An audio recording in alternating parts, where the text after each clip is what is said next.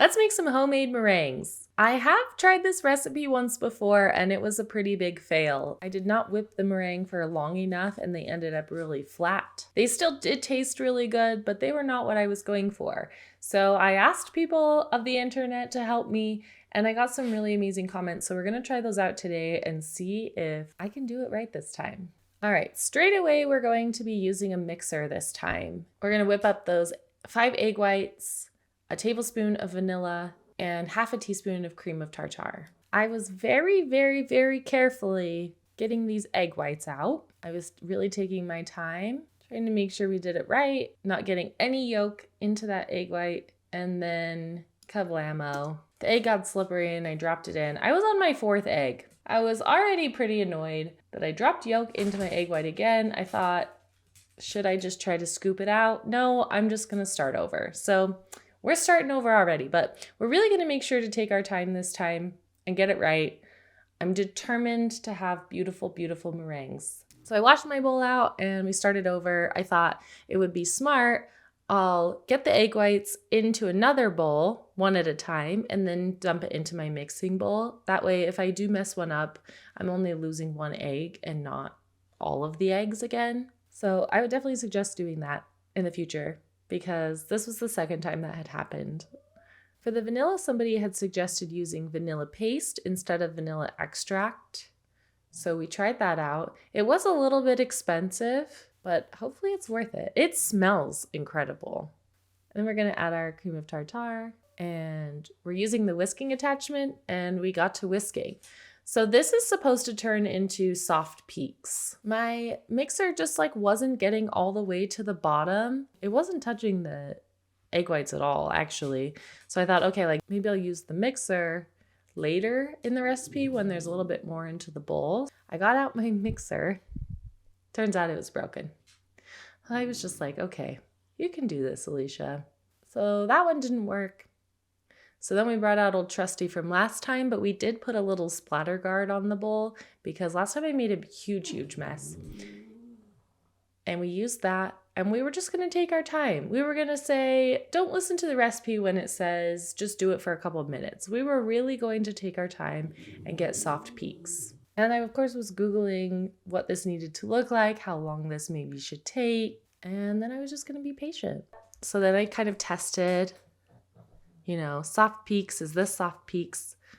And I felt like I had it. Somebody had mentioned that I added in the sugar too soon, so I went a little bit longer than I did last time, and this was more what I would think soft peaks would be than I had done previously. So then we slowly add in our 1 cup of sugar, whisking it on a medium speed. Once that's all in there, on a high speed, we're gonna whip until hard peaks form. In the recipe book, it says about 2 minutes. Ignore that. It is not about 2 minutes. I whisked for probably 20 minutes. And I was going back and forth between using this hand mixer and letting my mixer just do its thing.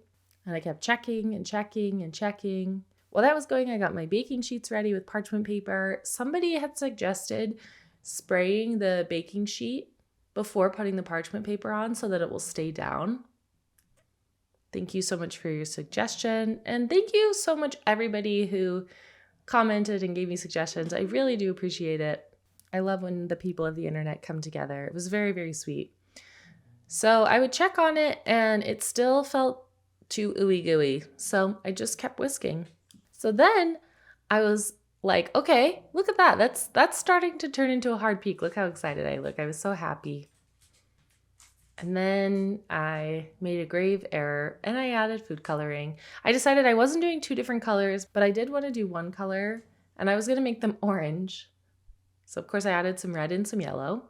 And after I did this part, I read that you should make sure that you don't use oil-based food coloring. I'm not even sure if this was oil-based or not. I was Googling and Googling. Did I just mess up my meringues? And this didn't even turn orange. It was a pinkish color. So there was that. So then I was back to whisking. I really feel like I had started getting hard peaks. And then as soon as I added in that food coloring, it started to go ooey gooey again. At the 11th hour. We were ready to pipe them out, and then bam, we messed up. So it just kept going and going and going. And then I was like, okay, let's see if we make one. Is it going to stand up? And it did not. It was just a floofy little pancake. And instead of just continuing on like old Alicia would have done, I decided I'm going to give it a couple more minutes. So I put the meringue back into the bowl, got the bowl back onto the mixer, Googled a bunch of stuff, tried to figure out if my food coloring was oil-based. Just kept mixing. I had read what happens if you overmix it and what you can do. And then you know what? Something amazing happened. It started to turn into a little bit of a hard peak. And this was the most exciting part of the day. It turned into a freaking meringue. Look at that. I was just beyond proud. I literally texted like 10 of my friends pictures of these little bad boys because they finally did what they were supposed to do. Were they orange? No, they were pink, but they were super cute and they were standing tall. You can see the one little pancake guy. He was not it. But they were legitimate meringues, and I was super proud.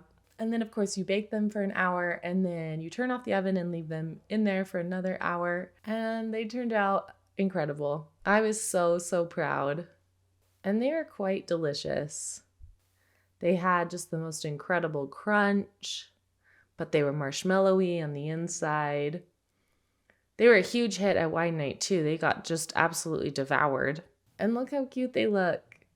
They were nice and tall and pretty and exactly what they were supposed to look like. So thanks again for anybody who gave me some suggestions.